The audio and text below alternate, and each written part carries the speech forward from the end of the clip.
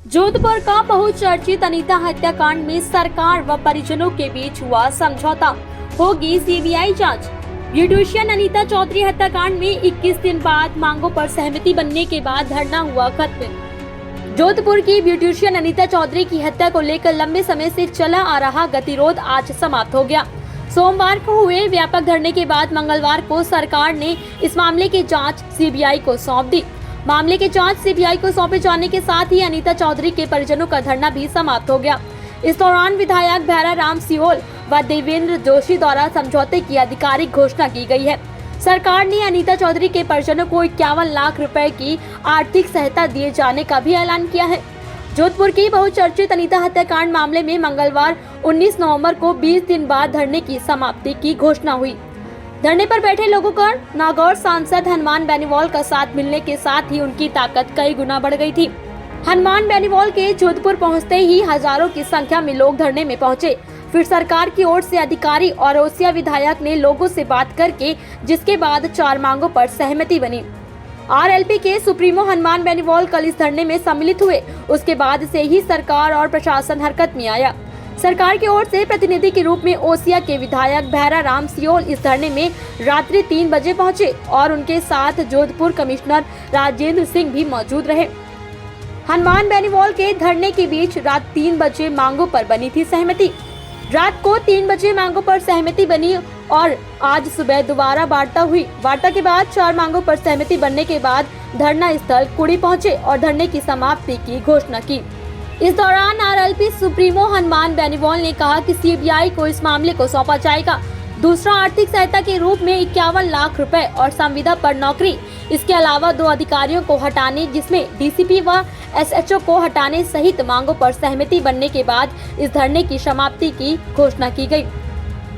अनीता चौधरी का आज ही होगा अंतिम संस्कार। साथ ही ये भी कहा कि आज ही अनीता चौधरी का अंतिम संस्कार भी किया जाएगा। हनुमान बेनीवाल ने कहा कि 13 तारीख को चुनाव होने के कारण मैं नहीं आ पाया, लेकिन मेरे तमाम कार्यकर्ता यहां इस पूरे प्रकरण को लेकर पीड़ित परिवार के साथ थे। जैसे ही मेरी आवश्यकता पड़ी तो मैं यहां पर आ गया। साथ ही उन्होंने कहा कि सीबीआई जांच के बाद और भी बहुत सारी परतें खुलेंगी। कई बड़े लोगों का हाथ इसमें सामने आएगा। अब इस पूरे मामले में दूध का दूध और पानी का पानी हो जाएगा। वहीं सरकार के प्रतिनिधि के रूप में आए ओसिया विधायक भैरा राम सियोल ने कहा कि सरकार की ओर से जो घोषणाएं हुई थी वह हमने सबको बता दी। इसमें सबसे महत्वपूर्ण मांग सीबीआई की मांग थी, जो सरकार ने मान ली। और अगर कोई लापरवाही रही तो वह उच्च स्तरीय कमेटी में अगर सामने आता है और भी अधिकारी कर्मचारी के खिलाफ कार्रवाई की जाएगी। सीबीआई की एंट्री होगी और सीबीआई आने के बाद जो भी होगा वह सीबीआई के सामने ही आ जाएगा। और हमारी सरकार को धन्यवाद देता हूं कि इस मांग को मान लिया गया है। आज ही ये केस सीबीआई को ट्रांसफर किया जाता है। स्टेट गवर्नमेंट आज ही रिकमेंडेशन कर देगी। ये पहली घोषणा है। दूसरी घोषणा ये है कि इस परिवार को जो सरकार की तरफ से जो प्रतिकार राशि जो मिलेगी और आदरणीय हनुमान जी, हम लोग और सर्व समाज के 36 कौम के लोग, हम लोग लगभग 51 लाख रुपए की सहायता इस परिवार की करेंगे। और तीसरी घोषणा, जो यहाँ के डीसीपी साहब है वो अभी हाल फिलहाल उनको यहाँ से रवाना कर रहे हैं और अन्य भी कोई भी अधिकारी